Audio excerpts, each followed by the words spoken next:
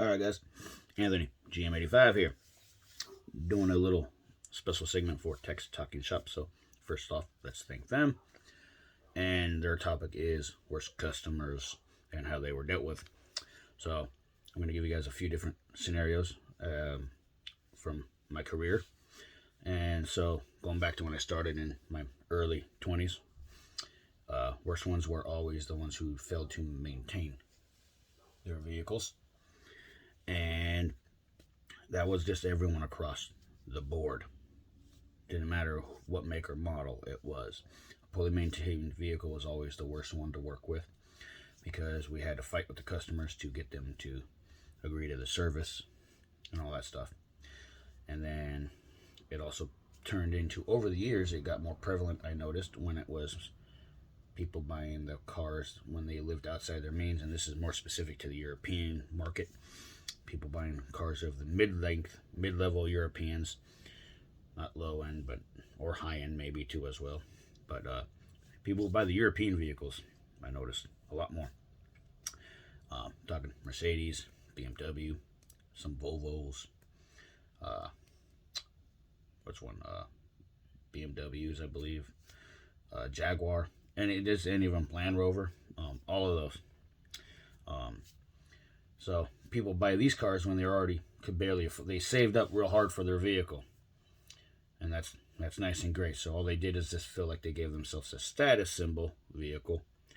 So they could barely afford it. They struggled to buy the vehicle, and then they also need to maintain it, which the service is very expensive on these vehicles, we all know. So when it came time to do service, it kept snowballing, and so they start skimping on stuff. And that's another problem, is where I live, it's very expensive for maintenance, and people skimp on certain stuff through the month. Oh, we can't afford that job right now. Okay, so we'll hold off on that. This is mostly all European vehicles, and so they did that stuff a lot more when it came to that level of range. And I'm just like, I look at it this way: if you can afford the vehicle, you should be able to afford to maintain the vehicle. You're buying a vehicle you shouldn't buy to begin with, because it's way outside your budget. Now, what I mean by that is, you're buying something you can't maintain. Like this Harley, I'm paying a monthly note on it, and I'm maintaining it. I'm not using it every day. We're getting to wintertime, so I won't be riding in the rain. So we're going to drain the gas and put some fresh gas and stabilizer in it and do my fluid checks. Maintain this at home myself. Now, most people don't have those skill sets, I understand. There's a way to maintain your vehicle, people. But I noticed that. And then the other issue we had was customer supplied parts. Now, this is specific to me and me alone. And I did this job one time, second time, and then the third time. Third time, I never saw the person again, because we said, no, we're not doing this anymore.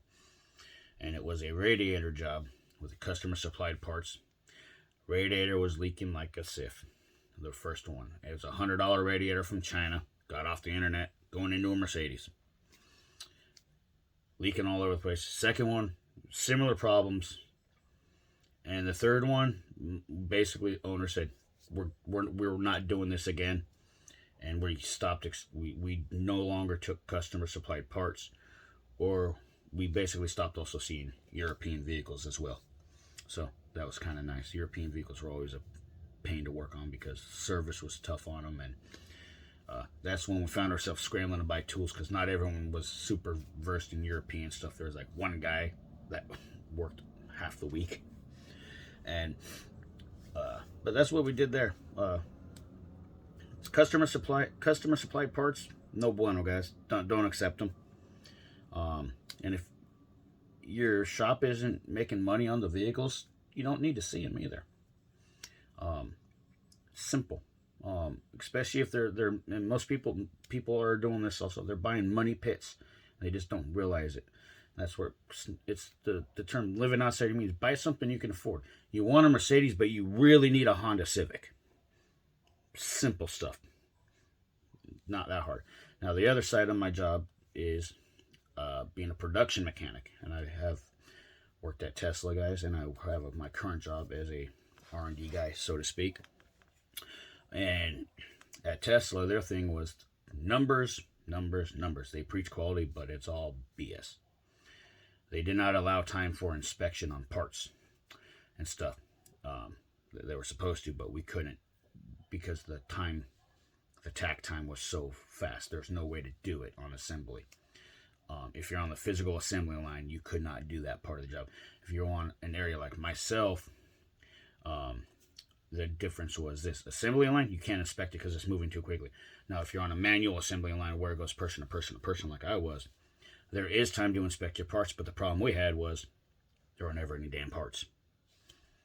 And this was 5 years ago. We didn't have parts, and parts came damaged.